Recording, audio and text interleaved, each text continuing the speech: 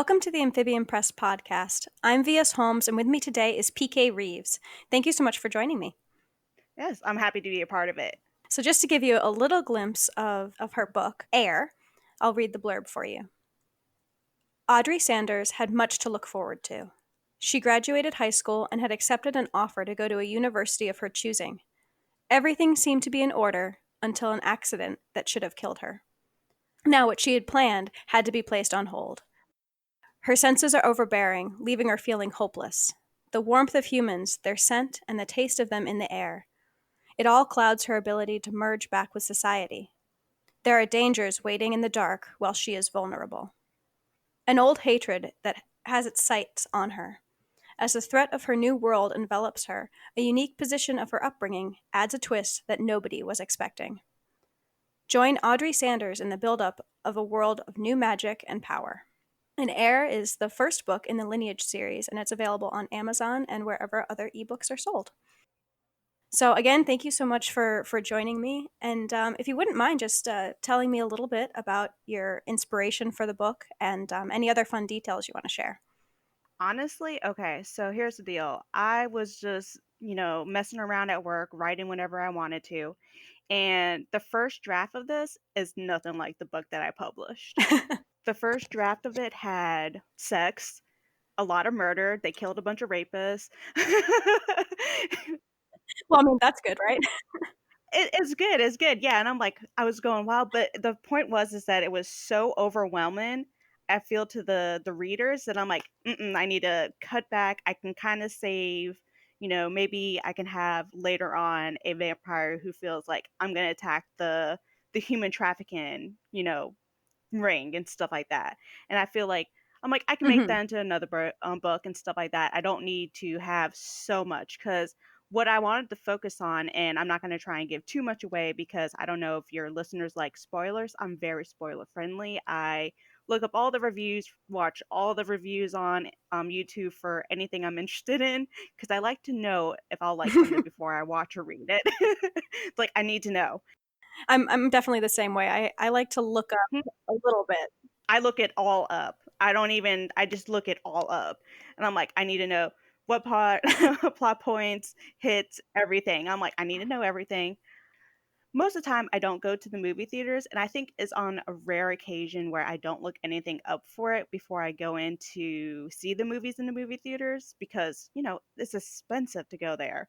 It's like an arm and a leg for the tickets and, your whole house refinancing just for the food. So I'm like, mm-mm. Right. Back to the thing, it's like I need to focus because I notice a lot of the books that are on vampires, and spoiler, Audrey turns into a vampire. It happens relatively quick in the beginning.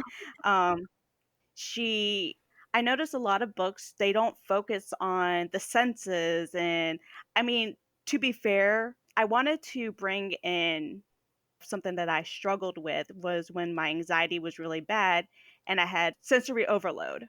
And Hmm. I felt like that's probably how a vampire feels, when they're in that trigger high, they weren't born into, you know, their senses. They had normal human senses and then they were turned into a vampire and now they have that. So I feel like it makes more sense to have a bit where she suffers through that and it's really hard and a good bulk of the book before we get into the second, the main conflict, the main antagonist, was her own senses, and she had to find a way to adapt. Which all the vampires around her that are like older than her is like, you'll get a hang of it. It's cool. You got it. And she's like, how? And when you're in that sensory overload, you feel like you're never going to get out of it.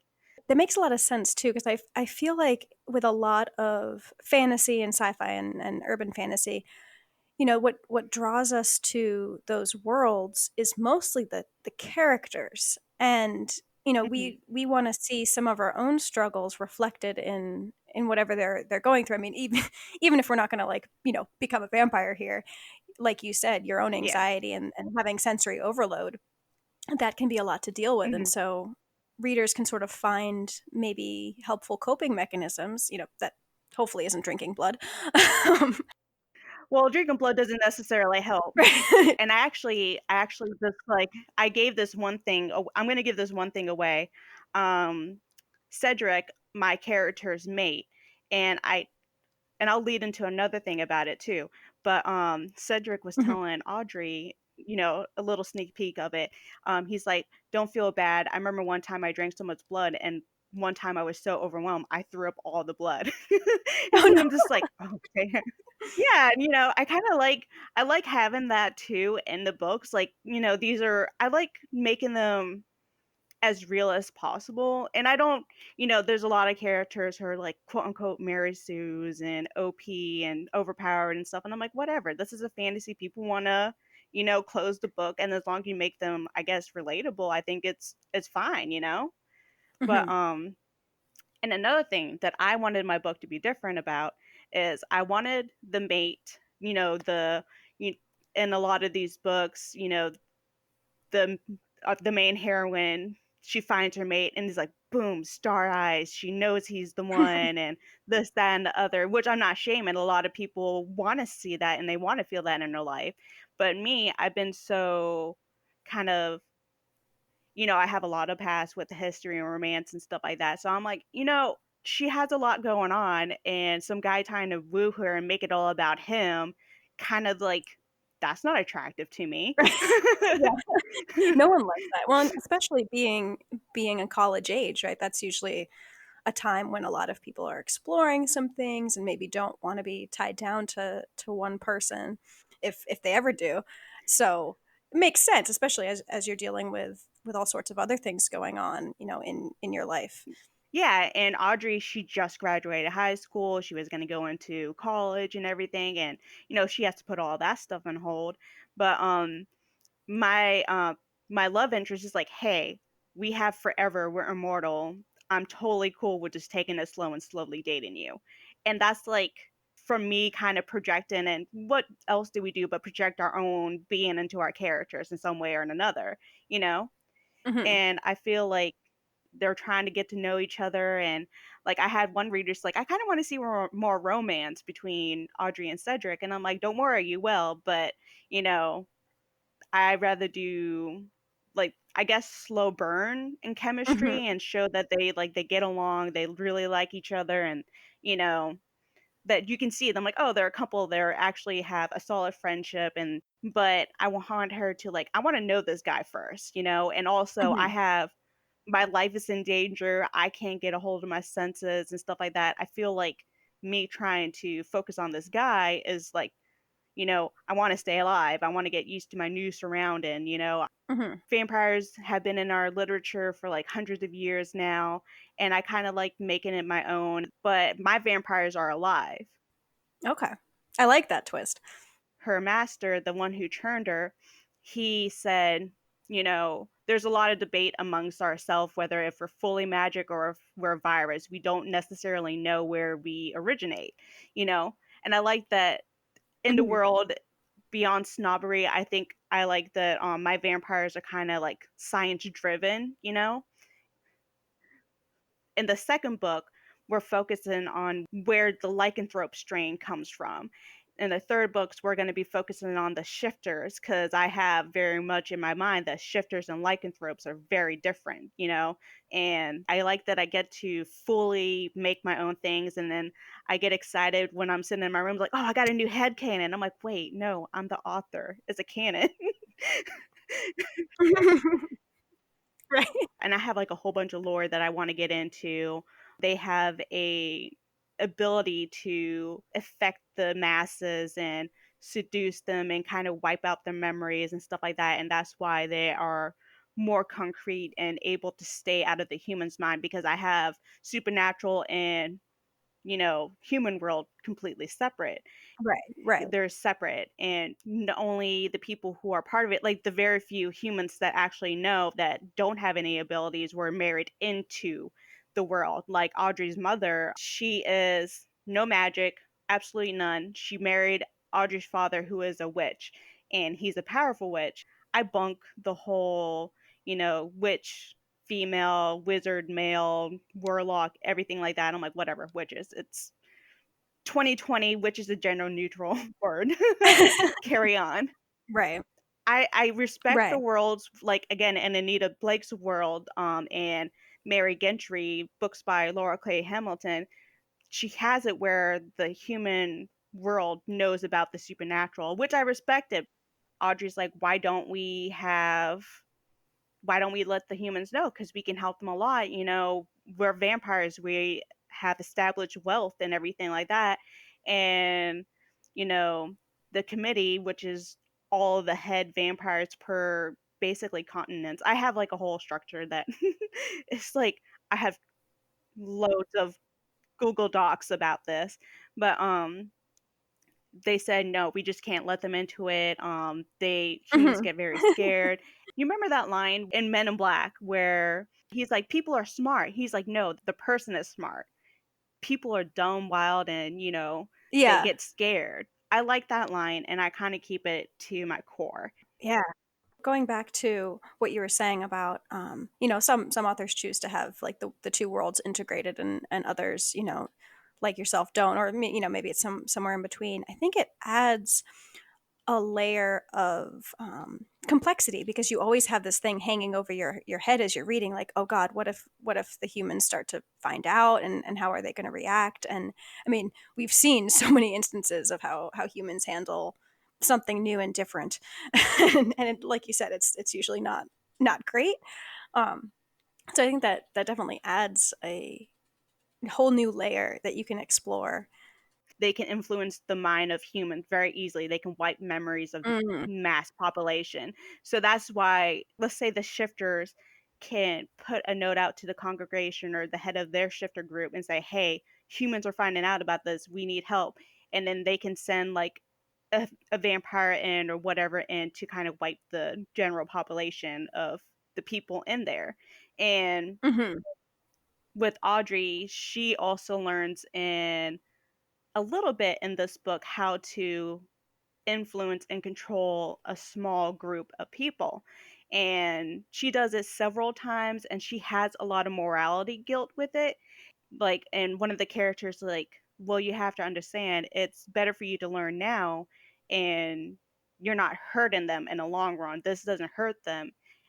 That's a great way to explore, consent, I think, in a magical world, when you have mind control and things like that, or even things like, love potions, or whatever, because there are some sort of gray areas there.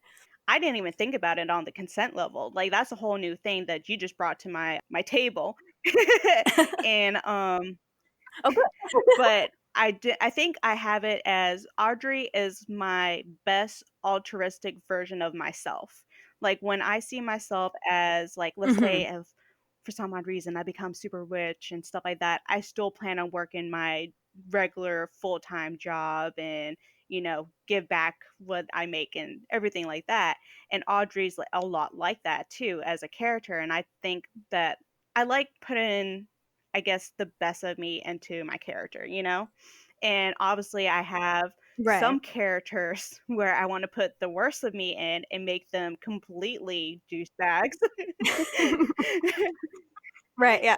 like, We yeah, all have those. and I think that's fun because I think America, most of all, always wants to have the character pure, good, or they want the anti hero to be gritty and dark and Hmm. moody. And I have one character who is a shifter and a cat shifter at that, and she ran off and turned into a cat and became somebody's pet for like 5 years. I mean, probably not the worst life, right? I mean, how many times have I looked and been like, oh well, I think if I were to ever be reincarnated, if that would be a thing, I would want to come back as like one of my family's guinea pigs or something, because it's like I know how spoiled those animals are. If I could turn into a cat and just fake my death or whatever and just, live in somebody's house. And if they're a shitty owner, then I can just turn into my human self, open the door and just leave. No harm, no foul. I have like two douchebag characters and I love them so much. I'm like, I can't wait to write you. I like the complicated ones too. I mean, I try not to make any, like you said, I try not to make any character, you know, pure evil or pure good, because where's the fun? But I do really enjoy having these, reluctant heroes, or like, really, I'm trying to do good, but like I just keep messing it up sometimes, and it's just so much more fun, I think. Yeah, and I think it adds like more like layers to the characters that I think the readers like, and this is just me generalizing readers, if your listeners are like, no, I disagree, that's totally fine. But that I think is necessary for Yeah, other readers to kind of consume, because it teaches people not to see in black and white. There are a lot of things out there that right. happen that, aren't great, but that generally happens for the good. Like, another sneak peek, and I don't think I'm ever going to write this in my book, but I do mention it in, I want to say, the third book. I have it when the Black Plague was going on. I think 1352 through 13. I don't know. I have to look it up. But that was actually the last great war between all of the supernaturals before they came to the congregation, and the Oh, vampires kind of bewitch all of Europe and say, "Nah, that wasn't us, fam. That was just a virus." so, so, I like that. yeah, and I kind of like doing stuff like that. Like, instead of, what you think happened, this is actually what happened to the supernaturals, and they just kind of made the humans believe that, for their own good, I suppose you can say that, of course, you know, that was that. Now, circling back to when you said the headcanon thing, um, you also write fan fiction. Now, I'm an avid fan fiction reader, but I've never actually written fan fiction about other people's work. I've definitely like written a few scenes that probably don't actually happen in my series, but I just wanted to write them, and I just think that that's really fun. But how do you approach writing your own work versus writing fan fiction? Like, what have you drawn from it, and what did you start writing first? Definitely fan fiction. I started writing fan fiction when I was 11 years old, and that was when my friend and I were downstairs in her basement reading fan fiction. Luckily, nothing super inappropriate, because the internet was wild back then. Still is now, but Right? Like the early days of like Live Journal and, Archive of Our Own, it's like we had no supervision on there. my parents did not know I was an author until a year after I published Hair. They did not Oh, know. wow. And then my dad and I live with my parents. My daughter and I, we live with my parents because I'm still going through college and I work full time, and they help out a great deal. Um, Oh, but that's awesome. I'm trying to think. And it's funny because my dad's like, I'm an FBI agent, and how did I not know you were writing? I'm like, because I stay in my room all the time, Dad. This is what I'm doing. What I get up to is my own business. Yeah, right. Back to when I used to write fan fiction when I was like 11, 12 years old, I used to write the name of the character, colon, and I would put their action in asterisks, and write their dialogue without quotations. No, he said, she said, or she replied. And that's how I wrote fan fiction until I want to say maybe middle school. Hmm. I wouldn't say my writing style is any different. I mean, obviously, is different because I'm writing for established characters already. I Right. write for Pirates of the Caribbean, the Mermaid Tale one, the one with the mermaid, and Hmm. I have a Star Wars AU where Luke Skywalker doesn't become a Jedi, but Leia does, and Which would be so cool. I know, and they bring back the apprentice that Anakin Skywalker had in the Clone series? Ahsoka, yeah. Ahsoka, yeah. Ahsoka trains Mhm. Leia as a Jedi. Oh, cool. And because I don't even know if she's really canon alive, but I'm like, whatever, this is fan fiction. I do what I want. Right. My That's MO. the point, right? Yeah. So I have a bunch of Resident Evil fanfic, and if you're listening to this, honestly, the best place that I got inspired to actually bite the bullet and really consider publishing was the reviews from my stories. Right. I had a bunch of original stories from when I was 18, and of course, they're all cringy as all get out, and they will never see the limelight. I definitely like that I started with the fan fiction first. I feel like a lot of Mhm. people kinda they still gave, I wanna say, constructive criticism on there, and I feel like fan fiction reviews are more genuine than reviews on Amazon. Right. I feel like they're more about the craft in some ways because I mean the if you're writing AU, that's one thing, but a lot of times, like you said, they're established characters and it's an established world. And so a lot of the reviews are about like, the smaller choices you make and the stuff that's really more important when you're honing your craft. Yeah, I have a lot of people, even about the Star Wars AU, they're like, "Oh my god, I really love this. Please don't have Luke Skywalker react badly to Darth Vader telling him that he's his dad." And obviously, it's not really going to change what I write into it. I think what helped me more was that hair was originally like, how there's a lot of people who just wing it and just write whatever and they just go with the flow. Mhm. And I did that with the first draft and I'm like, no, I cannot do that. So I outlined it and I was able to outline the rest of the series. But when I start a new book, I have to kind of wing it because I don't Right. have the world established in my mind. I have to feel it out for myself. Yeah, for sure. And I rather be able to have a you know, steady 6 months release date with each one, and that way it gives me more time between writing and editing the next couple of books and stuff like that too. Because, like I said before, I work full time. I go to college part time. Like even with me going to college, I had to step back for each semester, take 1 or 2 classes a semester, and that kind of slows me down on when I'm going to graduate. But also, I can also kind of have more time to write or have more time to do things with my daughter.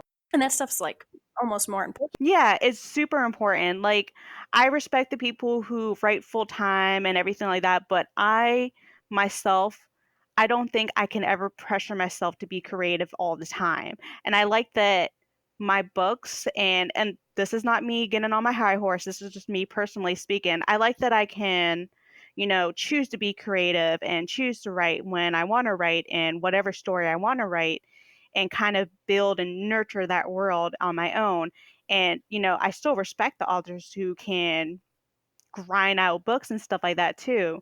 Like I think it's amazing. Like there's so many of in the Right. group we're in that can write like 12 books in a year and I'm like, how do you even do that? And it's not even like my measly 71K, which I feel like is a safe, nice, spot word for me because I plan on graduating with my associate and going for my bachelor's in cybersecurity. That's so cool. And I also like bringing my kind of missing culture because I'm half Filipino and I don't see a lot of characters who are Filipino or half Filipino otherwise. And, I think people expect when, oh, she's half Right. Filipino, so we're going to get a lot about her culture and stuff. But I grew up very Americanized. My mom never taught me Tagalog. I'm trying to teach myself that. I'm trying to teach my daughter that too.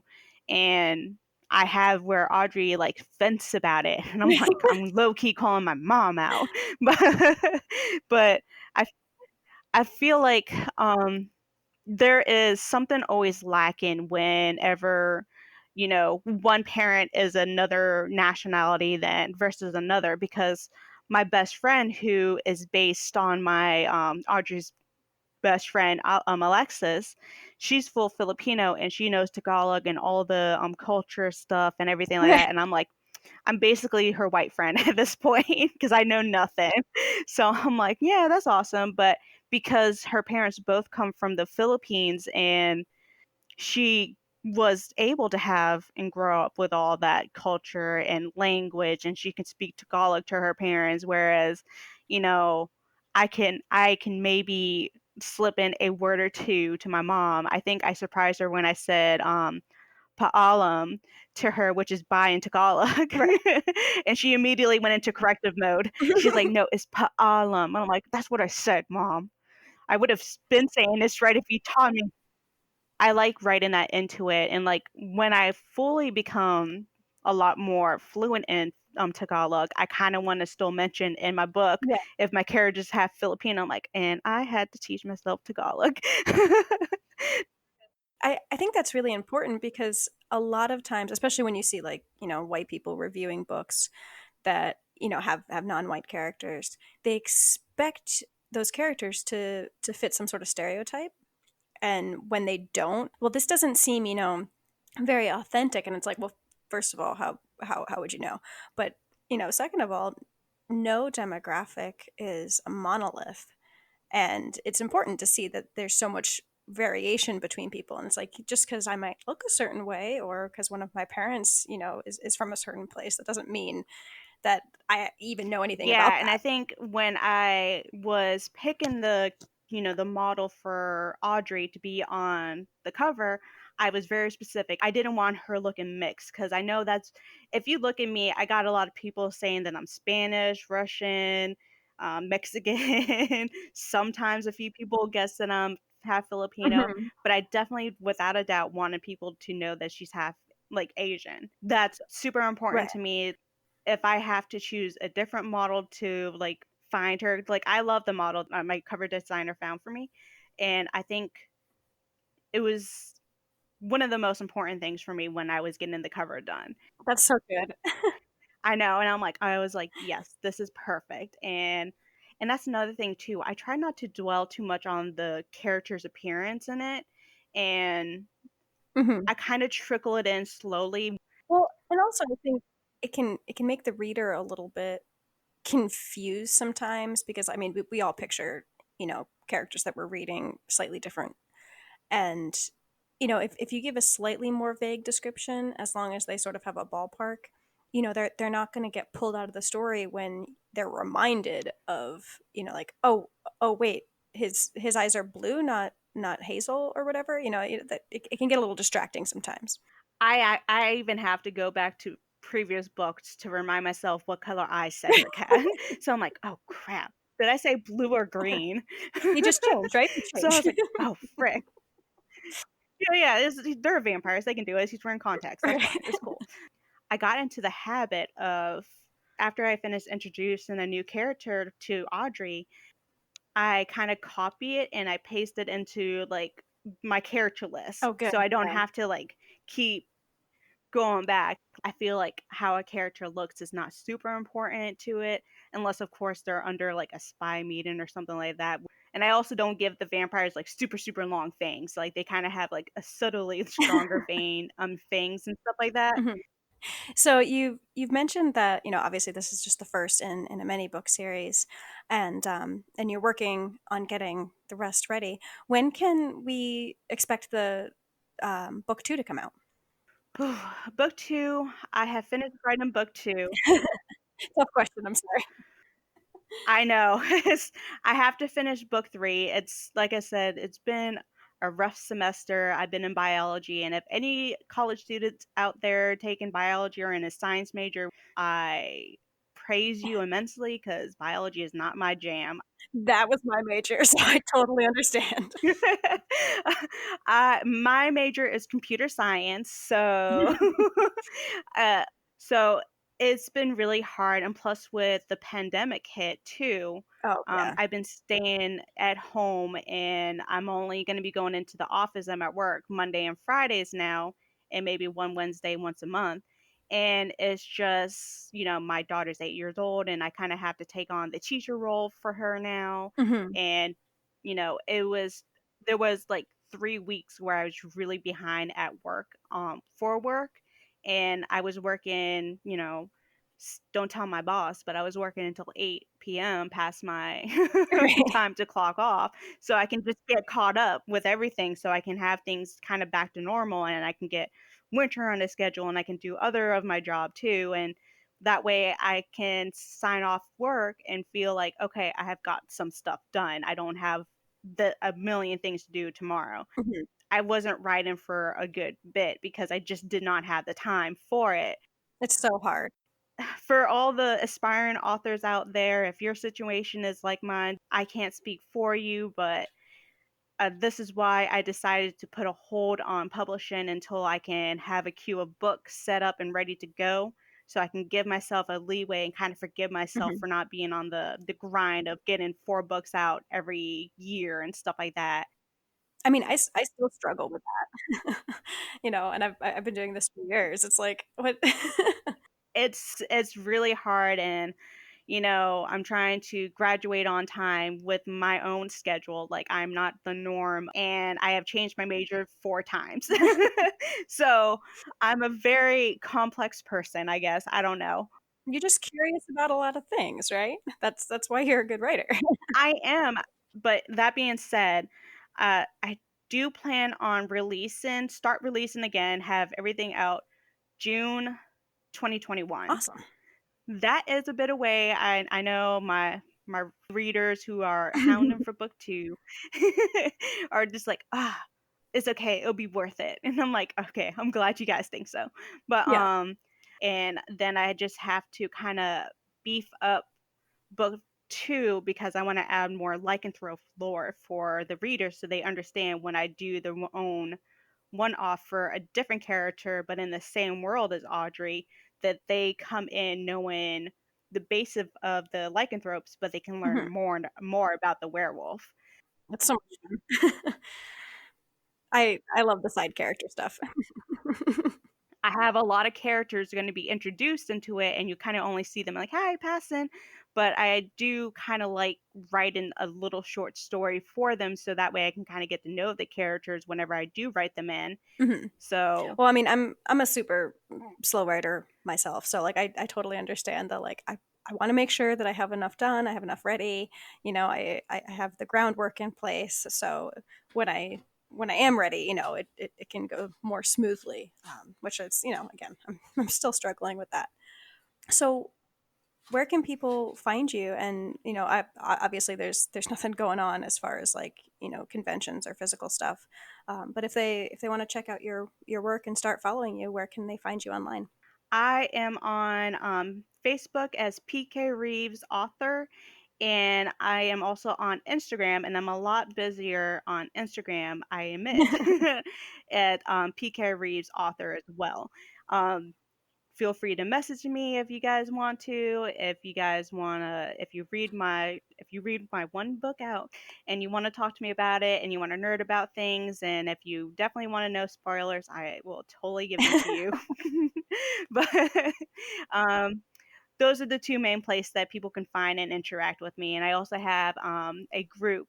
It's called PK's Click, and I believe you can find that after you find me on Facebook. Awesome. I'll have to go find that one now.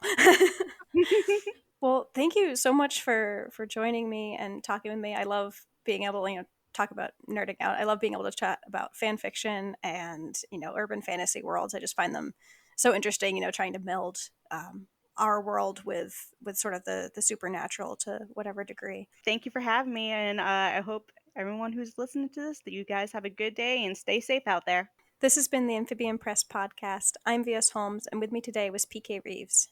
Thank you so much for listening.